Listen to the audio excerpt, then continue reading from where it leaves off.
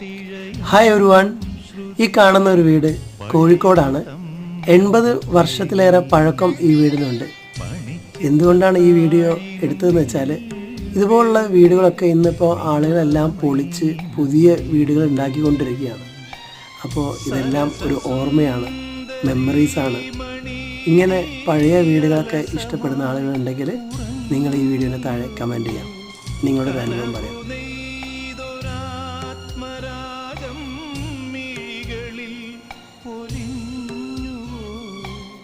വിരലിൽ നിന്നും വഴുതി വീണു വിരസമായൊരാദിതാളം, പഴം തമിഴ്പാട്ടിഴയും ശ്രുതിയിൽ പഴയൊരു തമ്പുരു തേങ്ങി, മണിച്ചിത്രത്താഴിനുള്ളിൽ